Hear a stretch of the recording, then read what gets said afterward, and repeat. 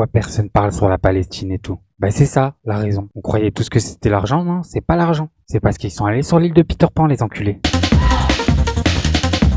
Bonjour à tous, j'espère que vous allez bien. Bon alors aujourd'hui les amis, on va parler de l'affaire Epstein.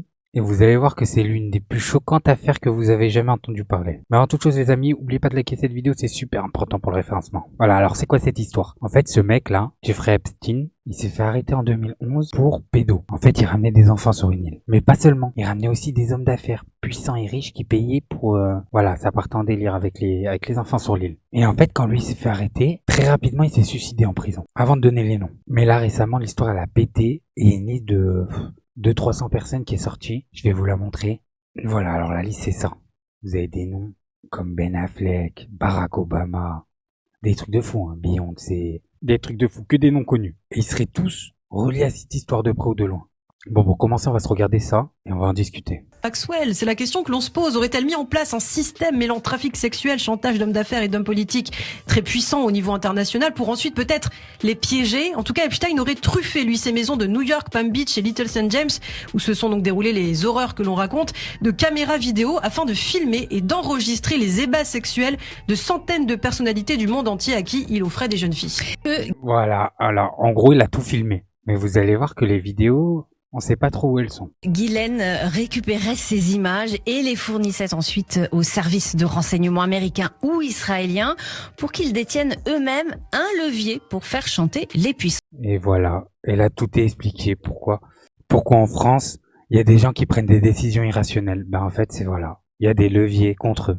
Pourquoi personne parle sur la Palestine et tout? Ben c'est ça, la raison. Vous croyez tous que c'était l'argent, non? C'est pas l'argent. C'est parce qu'ils sont allés sur l'île de Peter Pan, les enculés. En tout cas, ces activités d'espionnage pourraient expliquer l'invraisemblable clémence de la justice vis-à-vis de Jeffrey Epstein lors de son premier... Il n'y a pas que lui, hein. La justice, elle est clémente avec tous les pédos en France. Pourquoi? Parce que ça doit être infiltré jusqu'à la moelle. Procès en 2008, procès dans lequel il avait été quasiment blanchi. Dans ses résidences à New York et en Floride, dans des lieux Il avait été blanchi. On peut savoir c'est quel juge qui l'a blanchi, s'il vous plaît? qui révèlent alors, Laurence, tout un système assez glauque de vidéosurveillance digne, en tout cas d'un vrai James Bond aussi. Oui, absolument. Tout était enregistré dans des pièces étroites, des toilettes, des chambres. Mais à quoi ces films servaient-ils?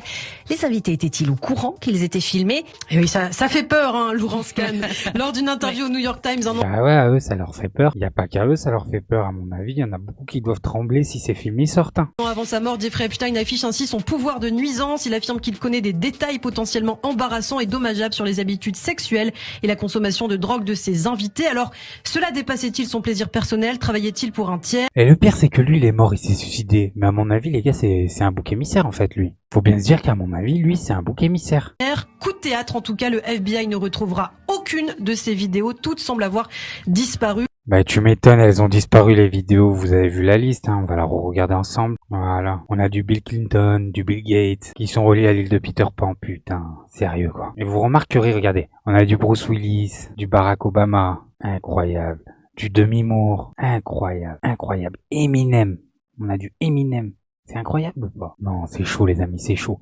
Et dites-vous bien une chose, hein. Tous ces gens-là, regardez, Jim Carrey, putain, ça me tue. Ça me tue, Jim Carrey, sérieux. Ces gens-là, ils ont tous un point commun. Ils sont pas à leur prime. Si vous remarquez bien, toute cette liste, ils sont pas à leur prime. Ils ont perdu leur influence. On n'a pas, par exemple, Elon Musk ou un président en fonction. Non, non, des anciens présidents, des stars qui sont plus à leur prime. Sachez une chose. Ça, là, ce que vous voyez devant vous, c'est juste la face visible de l'iceberg.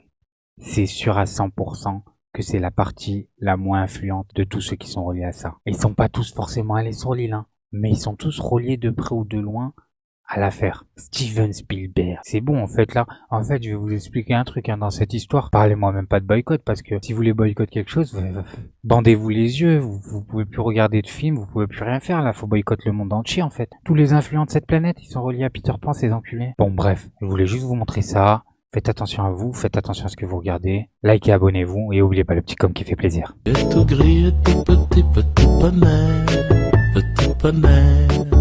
tu gambades dans les prés sans te soucier du temps qui passe, petit poney.